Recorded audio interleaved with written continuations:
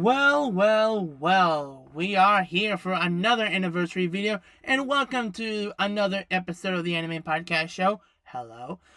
Today is April 1st. Ha! April Fools. No, this is true. This show airs on April 1st, 1997. This series is currently on the air on TV, surpassed over 1,000 episodes and airing in 169 countries worldwide. Over 23 feature films, 2 TV specials, 4 miniseries, and the franchise is going strong and better than ever. This series is about this kid named Ash Ketchum has started his journey to become a Pokemon master and received his first Pokemon named Pikachu. Since then on, there had been some ups and downs throughout of Ash's journey, met so many friends and many regions to go to, and the list goes here from there, but the show is called Pocket Monsters, or known as Pokemon.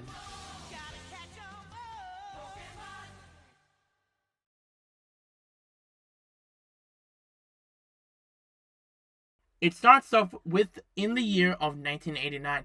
Future executive director Satoshi Tajiri first saw the Pokemon. He had a different concept at the time when Game Boy was released in Japan. And his vision was so different than we got now. And his mind is in the world of video games and the real world fictional. And then he transformed into that to the world of Pokemon.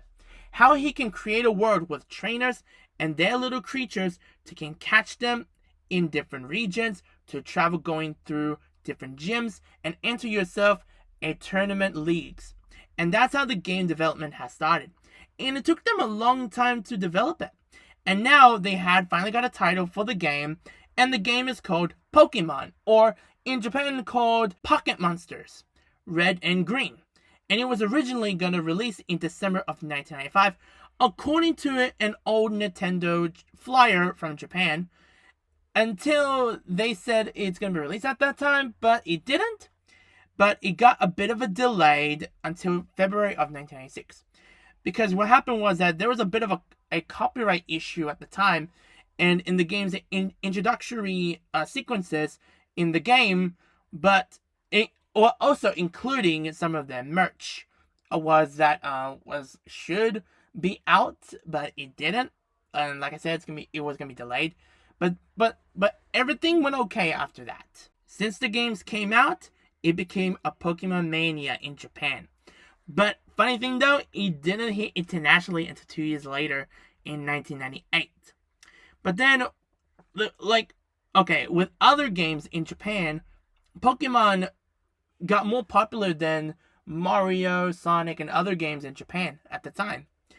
Well, after the first game came out, the staff team behind the games, they were thinking that let's make an anime series based on the games. And yeah, and that's the result we gotten. Before the games came out, it first came as a manga incarnation called Pokemon Pocket Monsters, and it came out in November of 1996. And the manga was been around until 2003 for over 14 volumes. They were like, can we adapt some parts of this in the animated series? Well, in the beginning, it was a good idea, but as production started, they decided no way, they won't do that for their audience. As a goofy parody series, no way. I think the audience won't like it. So they want to adapt from the games, replacing Red into a brand new character for the main protagonist for Pokemon. And the character's name is, in Japan, called Satoshi, or in the West, known as Ash Ketchum. If everyone was thinking is, where does Ash or Satoshi came from? Where did the name came from? Well, the name is named after the creator of Pokemon for the games, Satoshi Tajiri. That's right, Satoshi himself. I think the name was named from his staff developers who were creating the anime series. And they were like, that's a very good idea. Let's call him Satoshi. And also the name can be taken to meaning of wisdom or reason. That's what it means. As an official manga series has published known as Pokemon Adventures, it adapts the characters from the original video games, and it came out in Japan on August of 1997 and the US from Viz Media on April of 2000. Speaking about anime, let's get back to it.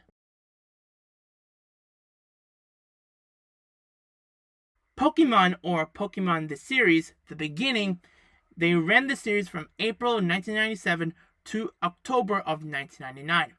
After the series came out, it was quickly became very popular in Japan. And they're thinking that what will be the catchphrase for the show and the franchise itself? It will be "Gotta catch 'em all." It focused on the first two seasons, and it sets in the Kanto region and the Orange Archipelago season. And then the second half of the series of the original, it focuses on three more seasons, but it sets in the Johto region, and it aired from October of 1999 to November of 2002 as the series Gold and Silver. That's the rise of the stardom of the franchise. Now let's see how the series translated to English in the West. As of dubbing in the West in the beginning, where they started between late 80s, early 90s, kind of. Not slowing cooking in the studio, you know what I mean. The usual production sometimes goes perfectly, sometimes it's not. If I can take a comparison between Sailor Moon and Dragon Ball Z, because both of their dubs, it was dubbed by Ultimate Productions and Ocean Studios in Canada, in two different studios where they produced it. But any studio in the United States haven't got an opportunity to dub any anime shows by then. Well, one studio did, that located in the States. That would be Harmony Gold USA. That's based in Los Angeles, California. They dubbed such as Robotech, Dragon Ball, and Dr. Slump, etc. But where does Pokemon comes in? Well, I'm getting to that. Anyway, a new form company is named 4Kids Entertainment. It goes way back to 1998, and that's where the first season has began. 4Kids has started production on Pokemon in early of 1998, and their company where they located is in New York City. And maybe most of their voice actors, they are new to the game, and they had started airing the show in September of 1998. But wait, I want to mention about this.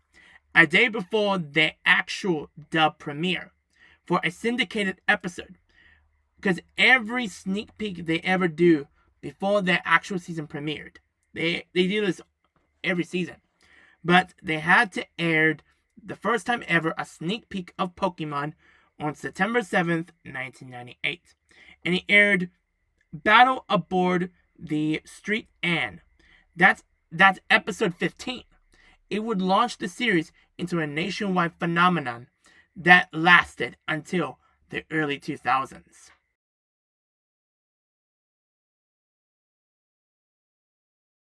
After the dub's premiere came out, it was a huge syndicated hit. It was sold toys, VHSs, DVDs, and even including the games that would promote the games from the anime for internationally. But, by the way, how long the series was syndicated airing? Well, it was airing for about a month, and it lasted for about 43 episodes. But for the license itself, it was about 5 months between September to October of 1998, to October of 1998 to February of 1999, until before moving it to Kids WB, got the full license to air it on February 13th, 1999 until 2006. From episode 44 of the first season to the end of the 8th season, Advanced Battle, to end their run before moving it to officially with Cartoon Network. But between 2001 to 6, they had aired some reruns instead airing new episodes. Following the anime being dropped by Kids WB, including 4Kids' contract got expired and lost the license to Pokemon USA, the 9th season, Battle Frontier, had a brand new cast. And speaking about the new cast, before Kids WB lost their license to air Pokemon, here's one thing I forgot to mention about. They had aired a TV special called 10th Anniversary Pokemon Special named The Mastermind of Mirage Pokemon, and it became a controversy. I'll talk about that later in the video. In Cartoon Network, they aired Battle Frontier on September 8th of 2006 to March 3rd of 2007. But not only that, the season aired on Toonami as well between October to February of 2007 and 2006 for over 47 episodes. Since then on, Cartoon Network has aired Diamond and Pearl, Black and White, known as Best Wishes, to the XY series as it ended their run in their contract at the end of the 19th season, XYZ, before moving it to Disney XD for Sun and Moon series. That would be the last season to broadcast on TV before moving it to the streaming services, and Netflix got the full license to stream the current season, Pokemon Journeys.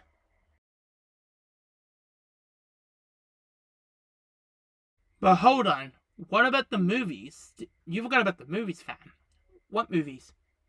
Oh, yes, Pokemon, the movies. Oh, okay. Don't worry about it. I'm getting to that right now. Let's talk about it.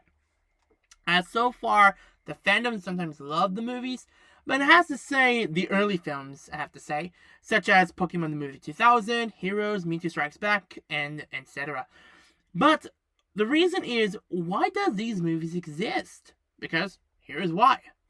There was a huge controversy happened in Japan at the time from episode 38, Electric Soldier Porygon, that would cause the show go on hiatus. And they were off the air in Japan for about 4 months. And the result of the hiatus made impact to the staff to work on their first theatrical Pokemon film, and that would be Mewtwo Strikes Back, or known as Pokemon the First Movie. The film debuted in Japan on Japanese screens was July 18th of 1998, and that's when the mainstream is back for Pokemon. But the following year in 99, both East and the West became a box office hit. Since the films are going strong, or some of the films kind of a bad or worst films they ever made, but let me tell you, the films are so interesting, seeing new Pokemon that we've never seen before, including the legendary Pokemon themselves. In the past, a huge thing is a part of the entertainment industry is that if you're a huge celebrity, it's fame and fortune. And that's what it is for Pokemon, because a lot of controversies happened at the time throughout the franchise, such as I mentioned about the Porygon episode just mentioned, even the unaired episodes, the postponed, and including the outside of the Asian episodes that was included, and the list could see from there. But the biggest controversy that happened is Pokemon USA recasting on March 21st of 2006. It was discovered that Pokemon Company International were going to recast the voices for the dub for the remaining seasons onwards, because the reason is that they are looking for a way to cut costs for too much money to use the current cast. At the time, is the 4Kids cast. They decided to find a new partnering company. Well, hey, that's business for ya. Once 4Kids' license expired in early of 2006, they had started auditions for the new cast, and the fans were outraged. And that period of that era, some fans were liking the new cast up to season 10, Diamond and Pearl, but most of the fans were not too pleased for the cast choices. But still, the cast absolutely did an incredible job over the years since that time in 2006. What is the legacy of Pokemon anyway? Well, after a huge global success across the world, to this day, it's still one of the most pop culture influence And the kids who grew up with Pokemon from the first season to the current season, you guys got kids now, I would say. They're watching this series with your parents, including to add here is that because anime, I would say the anime voice actors who I known, they grew up watching Pokemon. Now the current voice actors from anime who grew up with Pokemon, now they can experience to voice a character in a part in the world of Pokemon. So, ladies and gentlemen, that is the end of my anniversary video on Pokemon. Happy 25 years of the original anime, of this incredible franchise as well. Well, the franchise has been longer than the anime itself. Well, hit that notification bell, I would say, and hit that subscribe button because I got plenty more material that is coming. So, stay safe out there. Gotta catch them all with Pokemon. Catch you next time.